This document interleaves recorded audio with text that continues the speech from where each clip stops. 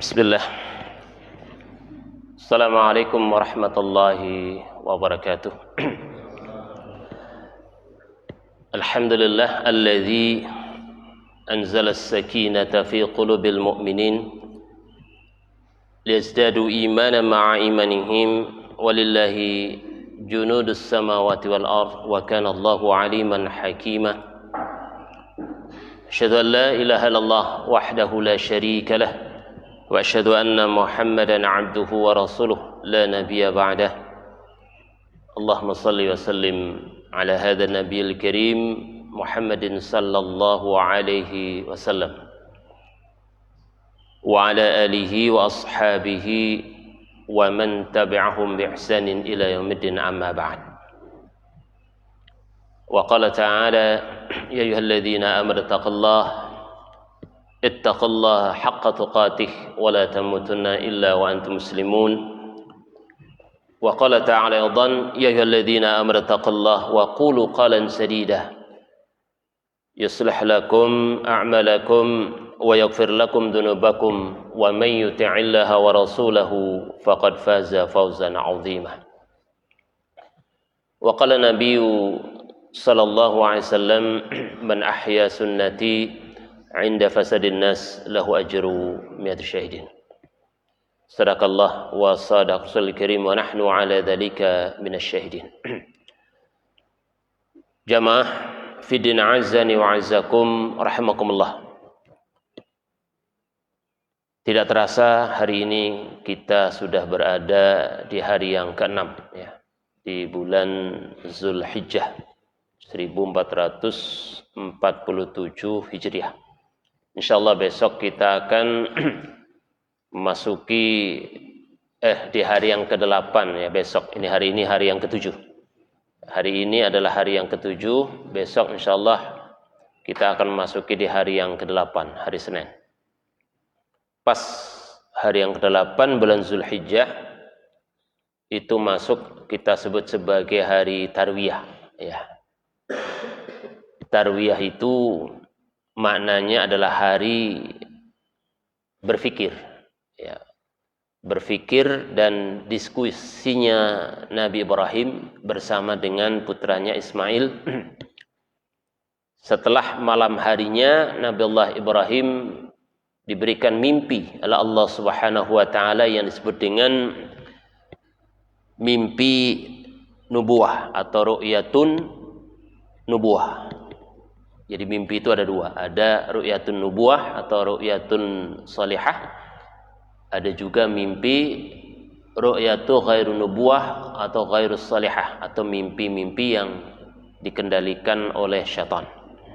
Kalau ru'yatun nubuwah atau mimpi para nabi, orang-orang yang saleh yang dipilih oleh Allah, itu adalah mimpi-mimpi yang datang dari Allah Subhanahu wa taala.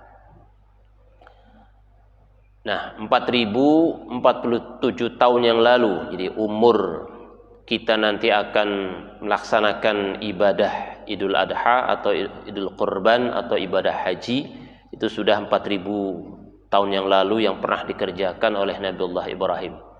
Ya. Kenapa dikatakan hitungannya 4000 tahun? Karena jarak Nabiullah Ibrahim kepada Rasulullah itu, jarak masa jedanya itu 2600 tahun. Ya. Dan Rasulullah sampai sekarang ya, kita sudah memasuki usia 1447 ya tahun ya. Maka kalau dijumlahkan 2600 plus 1447 itu sudah 2047 tahun. Artinya sudah sangat tua. Nah, jamaahullah ya, berkaitan tentang besok itu hari Tarwiyah, itu tidak lepas dari filosofisnya sejarah Nabiullah Ibrahim ya. Dan ini diabadikan oleh Allah Subhanahu wa taala ya di dalam surat As-Saffat ya, dari ayat 102 sampai 107. Nanti Bapak sekalian bisa buka di rumah ya. Dan Ustaz nanti akan menyampaikan temanya pada kesempatan pagi hari ini, itu adalah tentang al-akhta sahibul kurban, yaitu kekeliruan-kekeliruan atau kesalahan-kesalahan sahibul kurban, ya, atau orang yang berkurban, ya, maka perlu nanti akan kita luruskan biar nanti jangan sampai saat ketika kita berkurban, ya, nilainya hanya sebagai, ya, sedekah saja, tidak pada nilai aspek hukum kewajiban. Karena berkurban ini memiliki dua hukum, Bapak sekalian, ya.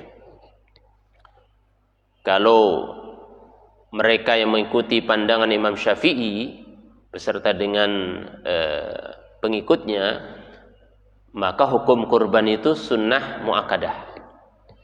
Jadi sunnah muakkadah itu hampir, ya, masuk kepada paparan wajib. Jadi belum sampai pada tingkat wajib.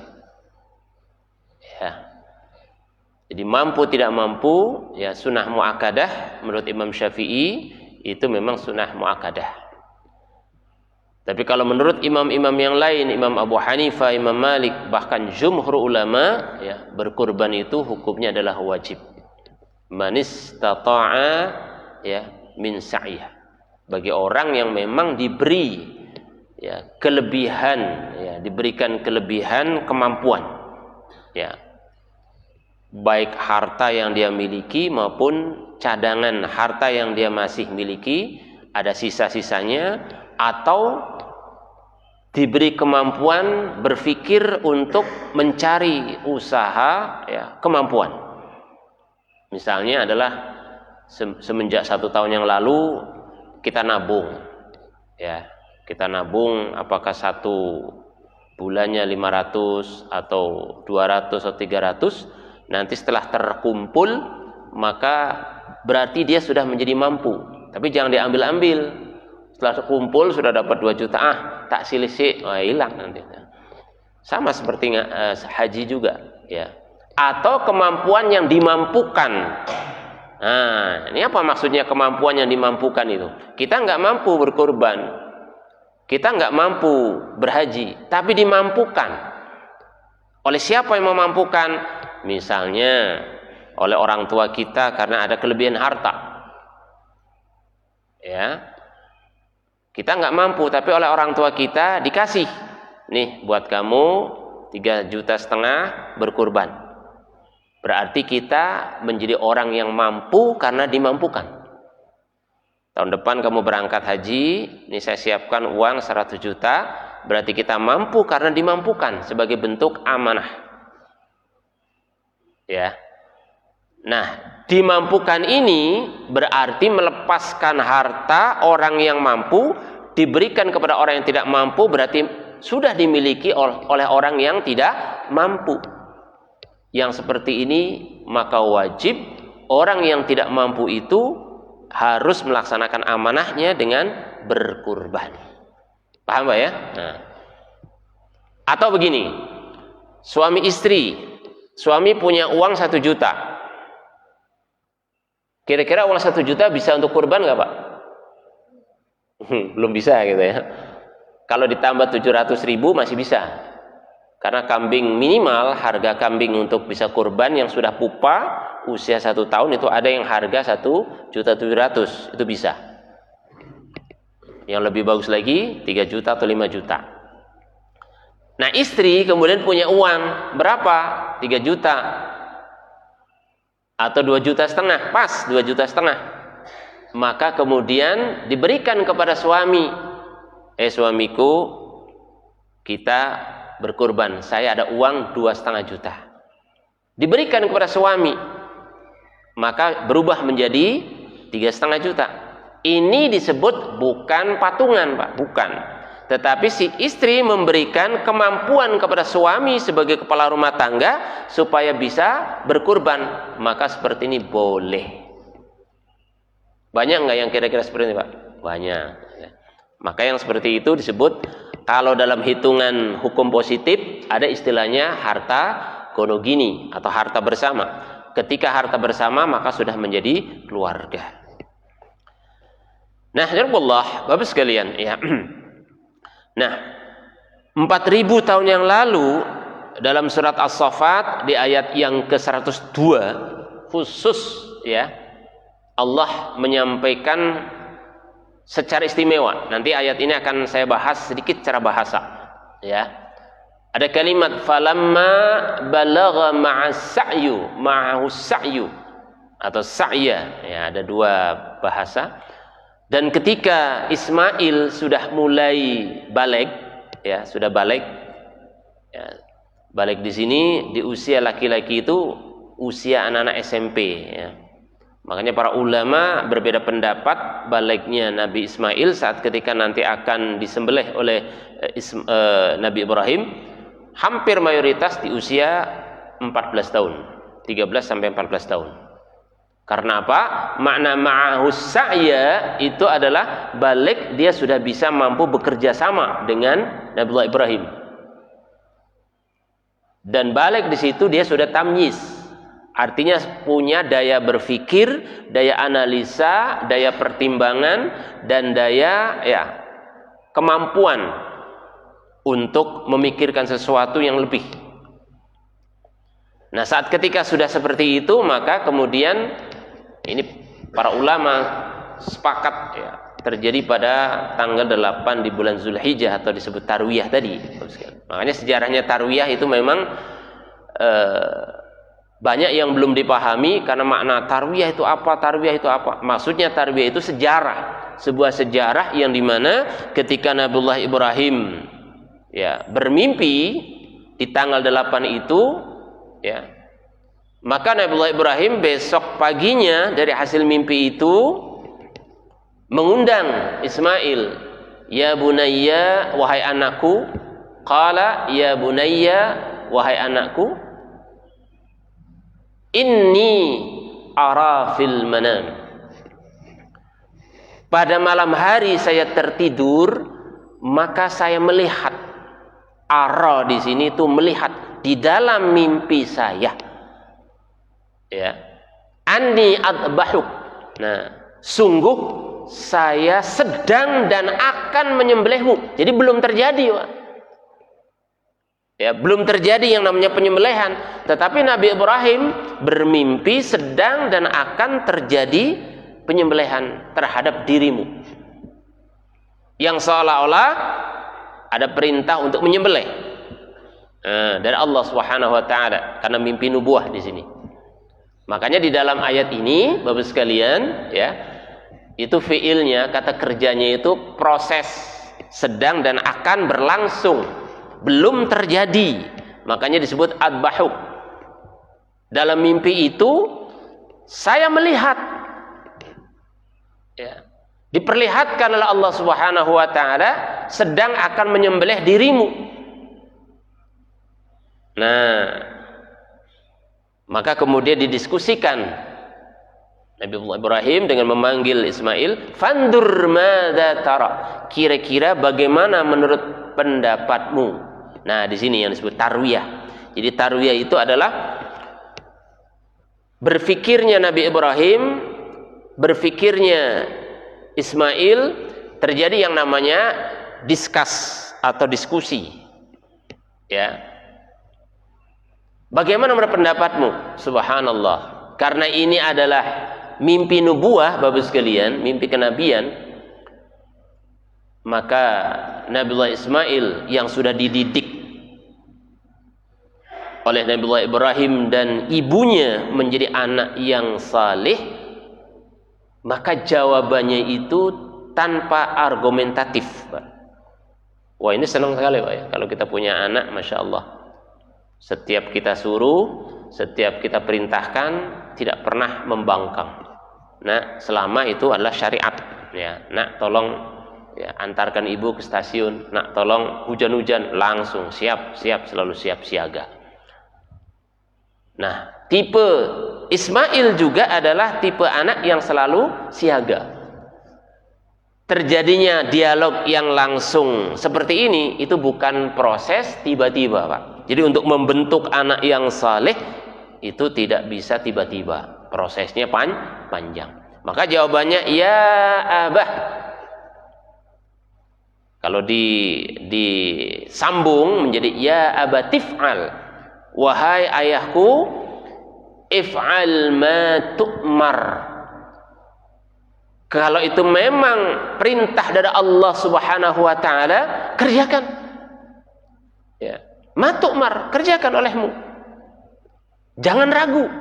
Nah, di sini terjadi justru yang menjadi penguat, Bapak sekalian, yang menjadi penguat, yang menjadi taukid, ya, adalah Ismail itu sendiri. Kalau itu memang dalam mimpimu itu adalah perintah dari Allah, kerjakan. Tidak perlu ragu-ragu.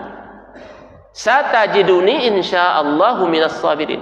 Dan engkau akan melihat aku adalah orang yang betul-betul menjadi orang yang paling bisa bertahan.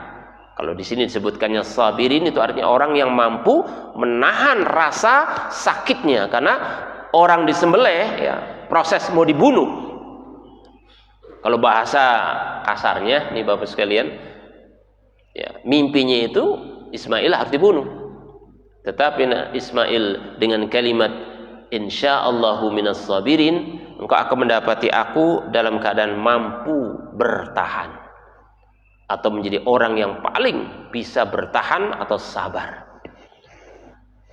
Nah, inilah yang disebut yaumut tarwiyah. Yaumut tarwiyah itu adalah hari saat ketika Nabiullah Ibrahim malam harinya bermimpi atau dimimpikan oleh Allah Subhanahu wa taala akan melakukan sebuah proses penyembelihan kepada Ismail. Maka Ismail menjawab tanpa ada keraguan. Dia berpikir tanpa ada lagi, ya, pencegahannya, langsung eksekusi. Mungkin kalau antum Bapak Ibu sekalian itu, ya, Pak Gus cerita sama anaknya, aku mau nyembelih kamu nanti malam. Oh, tak sembelih sih Pak. Balapan siapa yang duluan menyembelih gitu. Ya, jadi ini sebuah proses sejarah yang sangat luar biasa. Makanya di dalam sebuah hadis Nabi sampai mengatakan di 10 pertama di bulan Zulhijjah itu adalah hari-hari yang paling mulia. Hari-hari yang paling mulia. Kita disuruh untuk apa? Memperbanyak amal saleh. Ma min ayyamil salih, ya, ahabbu ilallah al-ashr al-awwal fi Dzulhijjah. Sampai-sampai Ibnu Rajab itu seorang ulama yang sangat keras sekali, Pak. Ibnu Rajab ini ulama yang sangat keras, ulama yang sangat tegas, ulama yang prinsipnya sangat kokoh. Itu mengatakan bahwa 10 hari pertama di bulan Zulhijjah, ya, 9 harinya adalah sangat dianjurkan kita berpuasa, dianjurkan mulai tanggal 1 sampai tanggal 15 itu sebenarnya dianjurkan untuk bertakbir, ya, bertahmid, bertahlil. Ya. Ada masjid di Wiradesa tanggal 1 mulai bertakbir Allahu Akbar, Allah, langsung digerebek sama orang desa. Ya dulu lebaran harus takbir. Padahal itu sunnah. Makanya di Saudi saat ketika tanggal 1 Zulhijjah keliling itu mobil itu bertakbir terus, sampai hari ini masih bertakbir. Itu sunnahnya. Kata Ibnu Rajab, di 10 hari pertama itulah hari yang paling mulia, yang kemuliaannya, kata beliau, karena sejarah pengorbanan proses Nabiullah Ibrahim diawasi oleh Allah Subhanahu wa taala, terjadinya di kota Mekkah Al-Mukarramah dari sisi kemanusiaan untuk menyembelih, ya, Ismail. Oh, ini kan tegang, Pak. Jadi proses yang sangat tegangnya luar biasa itu. Ini benar apa enggak gitu kan? Saya harus menyembelih anak saya gitu. Yang padahal kita tahu 80 tahun Nabiullah Ibrahim itu enggak punya anak. Ya. Setelah dia menikah dengan Siti Hajar, seorang budak, ya, yang hadiah dari Raja Habsyi itu dikasih oleh, ya, untuk Nabi Ibrahim, karena Siti Sarah nggak punya anak. Maka kemudian Nabi Ibrahim diberi hadiah. Nah, kemudian Siti Hajar yang punya anak. Setelah anaknya usia 14 tahun, baru hanya diproses, ya, dijaga dirawat 14 tahun, disuruh untuk disembelih. bagaimana perasaan seorang ayah, bagaimana perasaan seorang ibu secara sisi kemanusiaan untuk membunuh, ya, untuk menyembelih anaknya. Ini sudah nggak karuan, Pak. Cinta dan kasih sayangnya yang begitu sedang melekat, ya, tiba-tiba kemudian disuruh disembelih. Nah, itu kan, ini ujian yang sangat luar biasa, ya. Jadi proses yang panjang. Sampai Ibnu Rajab mengatakan di 10 hari pertama itulah yang paling sangat mulia karena sedang terus diawasi oleh Allah, dan disitulah Allah menurunkan cinta, kasih sayangnya dan mahabbahnya, yang kemudian siapa yang beramal soleh bersamaan dengan proses itu melebihi dari 10 terakhir bulan Ramadan, kata beliau, pahalanya lebih besar daripada 10 terakhir di bulan Ramadan. Sampai seperti itu, Ibnu Rajab, ya. Nabiullah, ya. Nah, dalam proses tadi seperti saya katakan, Nabi Ibrahim itu mimpi yang disebut dengan mimpi nubuah, ya. Mimpi nubuah itu mimpi kenabian, bukan mimpi dari syaitan. Nah, kalau kita yang bukan sebagai seorang nabi, ya, sering kita bermimpi-mimpi buruk, ya.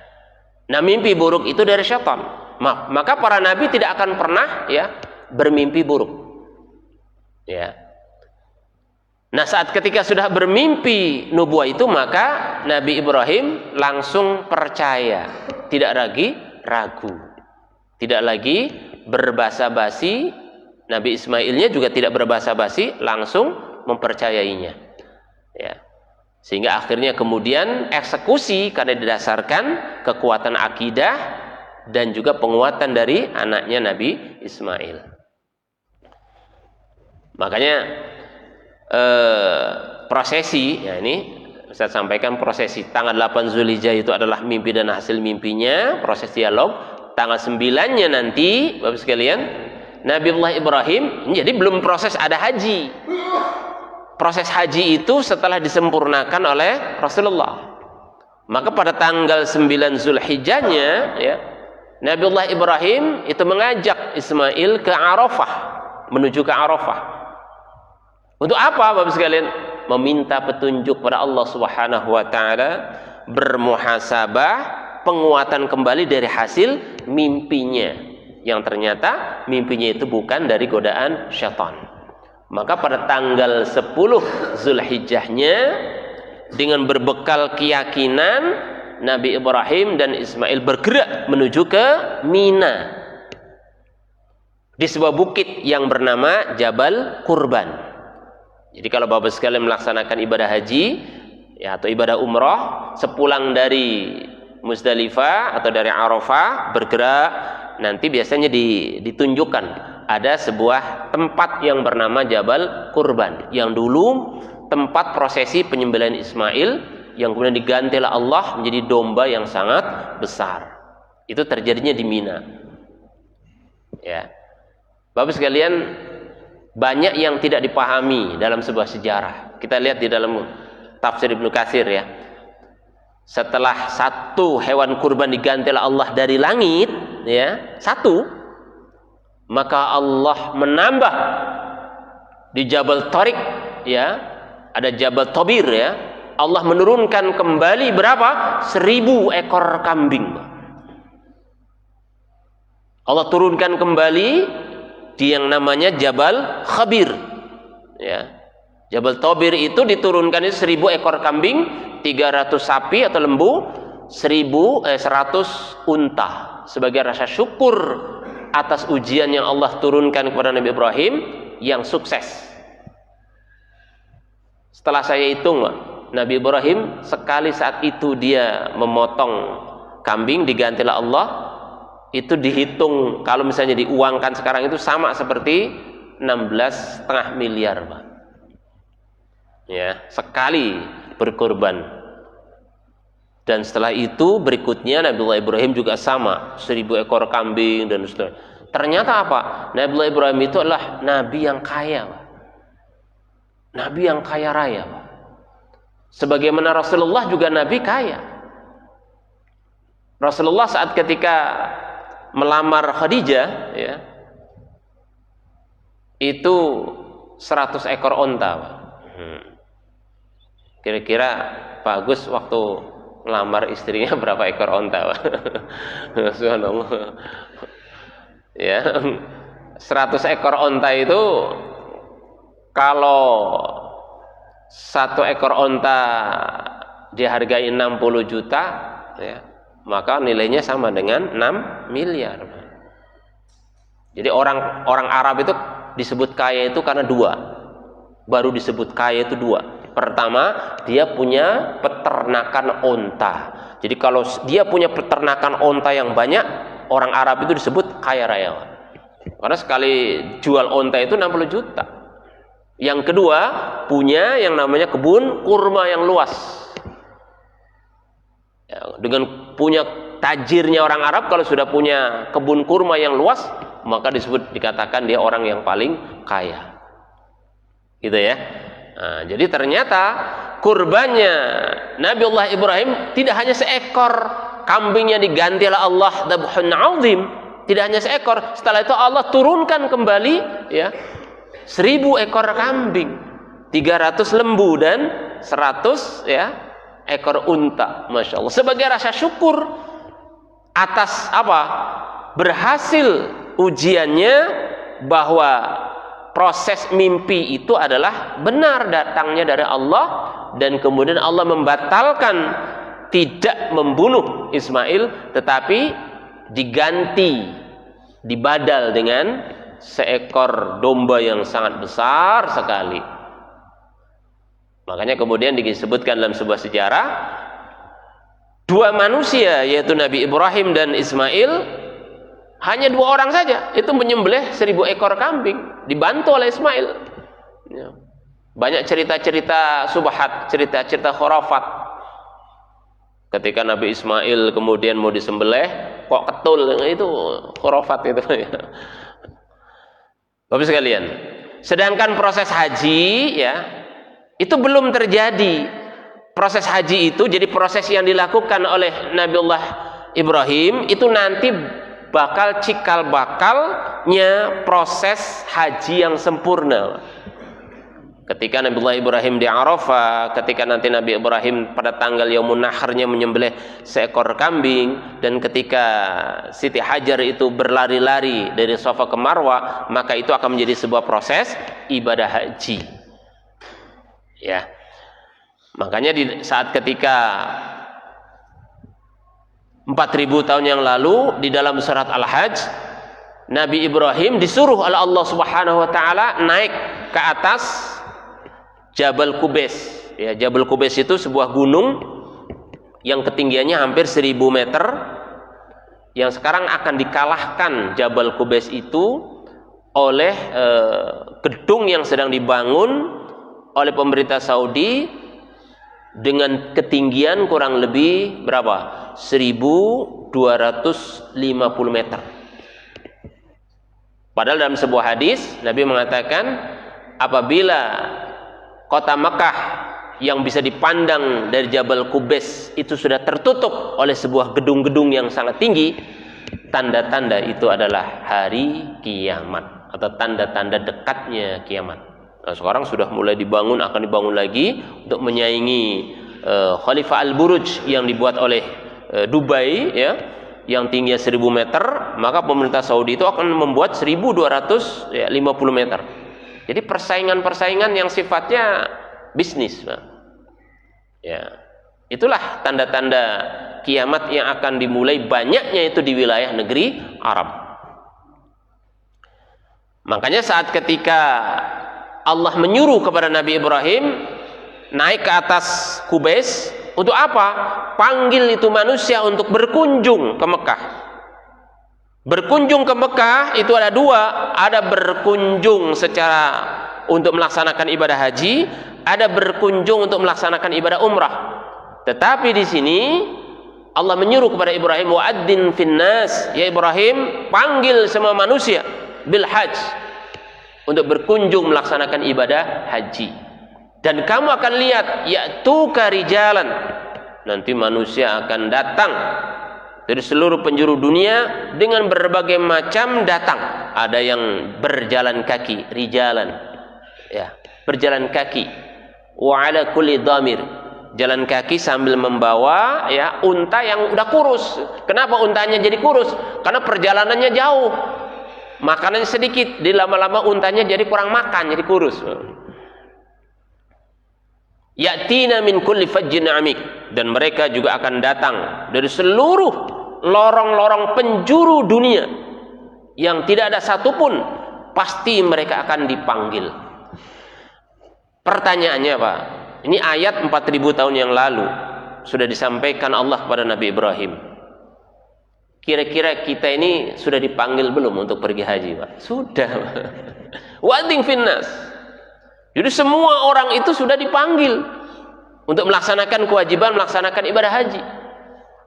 Namun tidak semuanya orang terpanggil beraction langsung melaksanakannya karena terhambat oleh berbagai macam hal.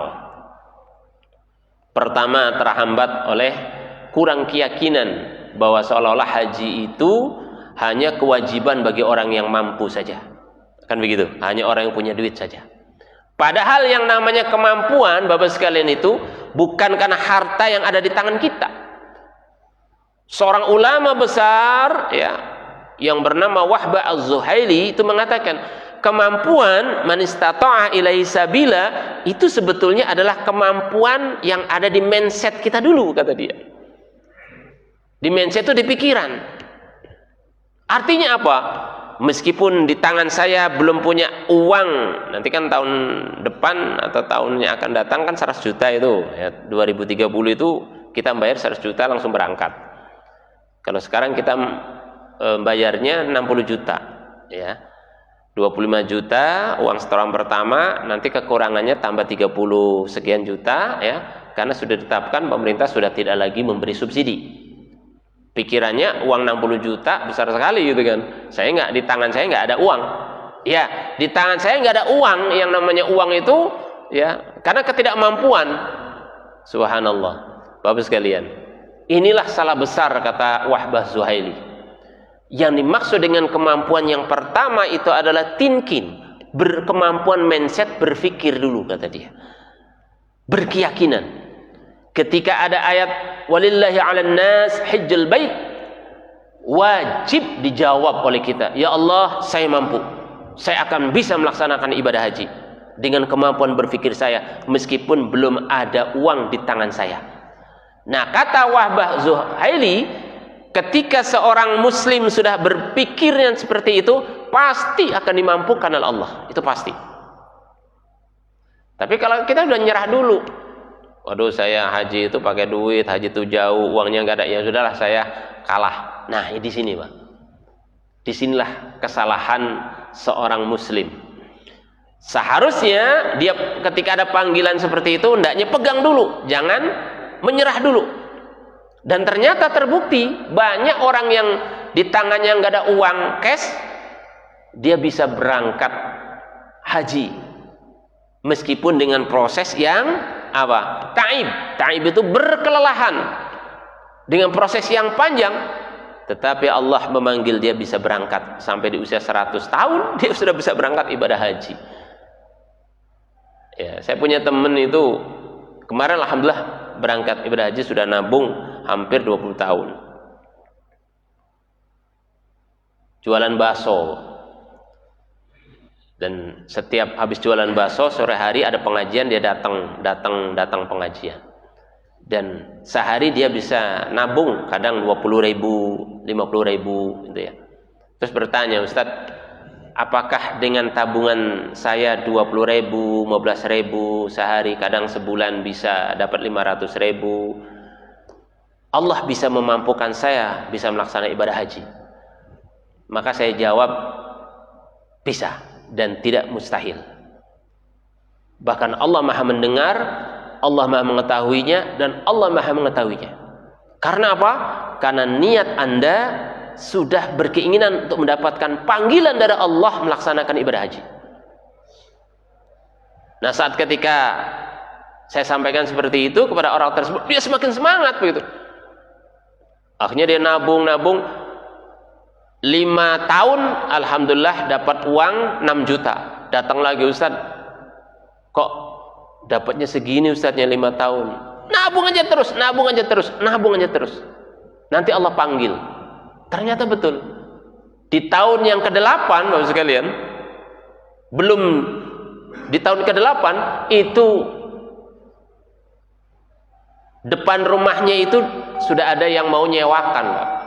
Berapa harga satu sewa untuk tower Telkomsel? 60 juta. Ya.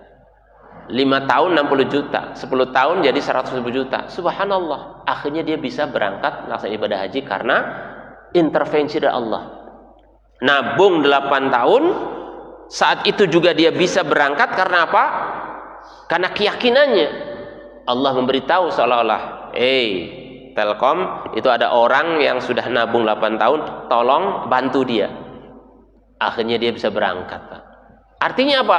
Ketika orang sudah betul-betul memiliki kemampuan berpikir, kesungguhan, ya, sambil terus menabung ikhtiarnya, pasti Allah akan memampukan orang tersebut. Makanya di dalam ayat terakhir, wa man kafara fa innallaha ghaniyyun 'anil 'alamin. Allah itu maha kaya dari seluruh alam ini. Maka barang siapa yang menolak, barang siapa yang ingkar akan panggilanku, kata Allah, dia telah kufur, katanya. Tuh, ya Pak ya.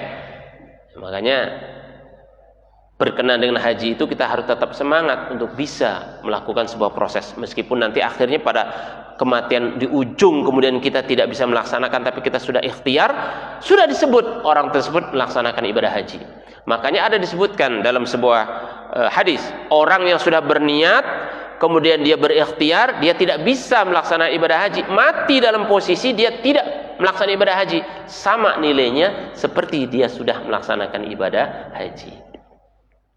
Nah, Bapak sekalian, berkaitan dengan masalah kurban ini ya, ini sedikit saya ingin sampaikan, ada beberapa kekeliruan-kekeliruan orang yang berkurban. Yang pertama adalah tidak ikhlas ketika mau berkurban. Salah satu contohnya tidak ikhlas itu apa?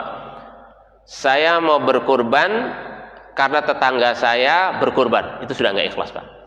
Tolaklah Allah Subhanahu wa taala. Berkurban itu bukan karena persaingan. Berkurban itu bukan karena tahunan, tapi berkurban itu tidak boleh ada embel-embel yang lain. Saya pokoknya harus menyembelih kurban, harus difoto. Kalau tidak difoto, saya nggak mau. Tidak sah itu kurbannya, Pak. Nggak sah itu kurbannya itu. Maka Syekh As-Sudais itu mengatakan, ketika orang mau berkurban selfie dengan kambingnya, itu nggak sah itu menurut kata dia itu. Karena sudah niatnya itu bukan lagi karena Allah. Kalau orang yang namanya sudah berniat berkurban karena Allah, pegangi kambing itu, sejak awal dia tidak memotong kuku, tidak memotong rambut, jaga etika, jaga akhlak. Karena apa? Nusuknya dia berkurban karena Allah. Tuh. Ikhlaskan. Dijaga kambingnya untuk dikasih makan, kemudian betul-betul diawasi, bukan dijaga dirinya, ya, di selfie untuk ditebarkan, tebar pesona kepada orang lain. Itu nggak sah kurbannya, Pak. Hati-hati ini. Makanya kata beliau, banyak orang yang berkurban tidak sah, ketidakikhlasannya itu karena apa? Tebar pesona. Nah itu. Jangan. Betul-betul kita kurban itu ikhlas karena Allah. Bukan karena tebar pesona, bukan karena persaingan, bukan karena temannya sebelahnya 3, dia ikut 3. Sapi ikut sapi, itu enggak seperti itu. Kemudian yang kedua nih, karena tidak mengikuti tuntunan Rasulullah. Masya Allah, tuntunan Rasulullah itu sangat luar biasa, Pak. Salah satunya apa? Sunnahnya kita berkurban, Bapak sekalian, menyembelih sendiri, Pak. Jadi Bapak sekalian, misalnya ada 4 sapi di sini, nanti bergantian. Nanti Pak Kus yang nyembelih saja, nanti ngulitnya biar orang lain gitu. Pak Iswandi nyembelih, Pak Agus nyembelih. Jangan takut, justru sunnahnya itu menyembelih dengan tangannya sendiri, bukan dikasihkan ke orang lain. Jangan. Makanya caranya harus bagaimana? Belajar pakai kedebok dulu, Pak. Belajar diulang, belajar ngasah. Siap belajar belepotan. Kita belajar kotor semuanya, Pak. Karena apa? Beda rasanya saat ketika kita menyembelih. Makanya paling utama kata Rasulullah, seutama-utama berkorban itu dengan domba, dengan kambing. bukan dengan sapi. Kecuali sapi itu satu orang sapi itu lebih utama. Kalau satu sapi 7 orang, maka kata Rasulullah masih kalah dengan satu kambing 1 orang. Jadi sunnahnya itu malah kambing. Nah, sembelihlah dengan kita sendiri, dengan tangan kita sendiri. Itu akan lebih apa?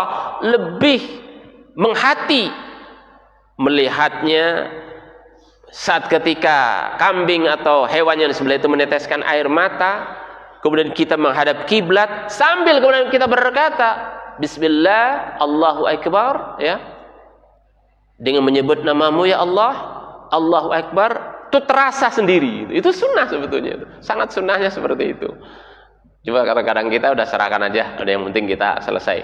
Padahal itu sunnah Rasulullah, ya. Saat ketika kita berkorban itu tangan kita lah yang menyembelihnya. Baru setelah itu mengulitnya dan orang lain silakan. Panitia boleh silakan itu. Ya, itu sunnah Rasulullah. Termasuk makanya dalam sebuah hadis sampai-sampai saat paling utama itu adalah saat ketika fi yaumin nahar. Fi yaumin nahar itu adalah saat ketika hari nahar. Kapan hari nahar itu? Di tanggal 10, Pak. Itu paling sunnah.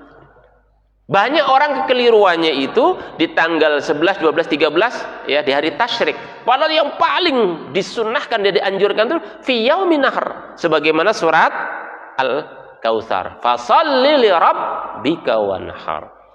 Setelah kamu sholat, ya, sembelih segera, kata Allah. Tapi banyaknya kita di yaumit tasyrik. Pada hari tasyrik itu hari cadangan, sebetulnya cadangan. Karena hari itu adalah hari masih berlakunya jamroh. Jamroh itu ya orang melaksanakan ibadah haji. Nah itu, makanya 10 hari pertama itulah yang paling mulia. Ya, itu paling mulia itu. Di 10 hari pertama tanggal 10-nya itu fi yaumin nahar itu adalah yang paling mulia. Itu mengikuti sunnah Nabi. Terus bagaimana kalau tanggal 11, 12? Ya sah hukumnya. Tapi kehilangan afdoliyah, kehilangan keutamaan, gitu ya. Nah, ada satu yang mungkin jarang kita pahami di sini, Pak. Apa? Nah, saat ketika kita menjadi panitia, haram hukumnya panitia memakan hewan kurban, Pak. Nggak boleh. Tanpa ada izin dari sahibul kurban. Tuh. Jadi caranya gimana? Pak Agus, Pak Kus, Pak Is membikin akad. Salah satu bentuk akadnya gimana? Saya misalnya naruh kambing nanti akan diatur oleh panitia, maka 1/3 atau secukupnya saya sedekahkan. Yang milik saya 1/3 milik saya sedekahkan untuk panitia. Silakan, boleh panitia memakannya. Tanpa ada izin haram hukumnya, Pak. Karena apa? Hewan kurban itu milik saya. Panitia itu adalah sebagai wasilah saja, bukan milik dia. Tapi saya memberikan kepercayaan untuk menyembelihnya dan mengaturnya, kan begitu. Bukan untuk dimakan oleh dia, gitu. Makanya harus ada akad dulu. Pembicaraan pakai lisan. Silakan panitia boleh memakan 1/3 yang punya saya, ya, untuk mereka untuk nyate dan sebagainya. Nah, seperti itu baru boleh. 4 imam madhab sudah menyatakan sangat jelas. Banyak orang yang tidak paham seperti ini. Nah, ini yang patut saya sampaikan seperti ini supaya kita berhati-hati. Karena kurban itu mansak, kurban itu ibadah. Yang kedua, kalau kita tujuan sudah sejak awal niatnya itu adalah wajib, haram hukumnya diberikan kepada orang kafir, tidak boleh, Pak. Kecuali kalau sunnah muakkadah. Misalnya Bapak sekalian berkurban niatnya sejak awal sunnah muakkadah, maka boleh diberi kepada orang kafir yang miskin, itu boleh. Gitu ya. Tapi kalau niat kita sejak awal itu kurban itu hukumnya adalah wajib, maka tidak boleh diberikan kepada fakir miskin yang kafir, nggak boleh, Pak. Kalau orang kafir mau dapat karena misalnya di lingkungan orang kafir, kasih kambing, tapi kambing yang bukan kurban. Kambing apa? Kambing sisa, misalnya ada kambing satu, tetapi itu patungan dari panitia. Nah, kasihkan ke dia. Tapi kalau itu hukumnya wajib, maka tidak boleh. Sebagaimana wajibnya kita zakat. Zakat tidak boleh dikeluarkan untuk orang kafir. Makanya sepertiga adalah untuk fakir miskin, sepertiganya adalah untuk kita yang penyembelih kalau kita mau ngambil, dan sepertiganya adalah untuk orang-orang yang saleh yang mendapat izin untuk memberi kepada mereka. Itu boleh, meskipun orang kaya ya, ketika dia saleh boleh diberikan daging kurban. Paham Pak ya? Nah itu. Oke, ada pertanyaan barangkali Bapak sekalian ya. Ini banyak tapi karena waktunya mepet mau syuruk ya. Nah, ini ada lagi yang ke-10 ini ya. Menggilir seluruh anggota keluarga setiap tahun untuk berkurban juga tidak ada contohnya dari Nabi, Pak. Nanti besok saya namakan si fulan untuk anak saya. Besok tidak ada contohnya seperti itu. Kurban itu yang benar adalah kita sebagai orang tua, maka keluarga itu ngikut nantinya. Keluarga itu ngikut. Atau berkurban untuk orang yang sudah mati, itu juga tidak ada contohnya. Ya, disembelih tapi yang sudah mati. Kecuali dibolehkan berkurban untuk orang yang sudah mati apabila si mati itu sudah bernazar atau berwasiat. Kalau dia bernazar atau berwasiat, wajib dikerjakan oleh ya sahibul kurban, ya oleh anaknya. Tapi kalau tidak ada nazar dan wasiat, maka tidak boleh. Kenapa? Pada hakikatnya ketika kita berkurban, Bapak sekalian, maka untuk diri kita dan untuk keluarga inti dan keluarga dari orang tua kita. Itu ya. Oke, ada lagi yang mau tanyakan ya sebelum syuruk ya. Jam berapa ini? Berapa menit lagi nih, Pak? 1 menit lagi. Ada yang mau tanya? Tidak ada? Cukup? Ya, cukup ya. Ya, mudah-mudahan sukses ya nanti kurban yang di sini, dan mudah-mudahan Allah memberikan pahala yang besar dan mengikuti sunnah-sunnah nabinya. Amin ya rabbal alamin. Kita tutup dengan doa. A'udzubillahi minasyaitonirrajim. Bismillahirrahmanirrahim. Hamdan syakirin, hamdan na'imin, hamdan yuafi ni'amika fi mazidah. Ya Rabbana wa lakal hamdu kama yanbaghi jalali wajhika wa 'azimi sultanik. Allahumma shalli ala Muhammadin wa ala ali Muhammad. Allahumma inna nas'aluka bi asma'ikal husna وبأسمائك الأعظم وبكلمة التامة أن تجعلنا من عبادك الصالحين ومن عبادك المخلصين ومن عبادك المتقين. اللهم تقبل منا صلاتنا وصيامنا وركوعنا وعبادتنا أجمعين برحمتك يا أرحم الراحمين. ربنا لا تزغ قلوبنا بعد إذ هديتنا وهب لنا من لدنك رحمة إنك أنت الوهاب. ربنا هب لنا من أزواجنا وذرياتنا قرة أعين واجعلنا للمتقين إماما. ربنا آتنا في الدنيا حسنة وفي الآخرة حسنة وقنا عذاب النار. وصلى الله على محمد وعلى آله وصحبه وسلم. سبحان ربك رب العزة عما يصفون وسلام على المرسلين والحمد لله رب العالمين. سبحانك اللهم وبحمدك أشهد أن لا إله إلا أنت نستغفرك ونتوب إليك. السلام عليكم ورحمة الله وبركاته.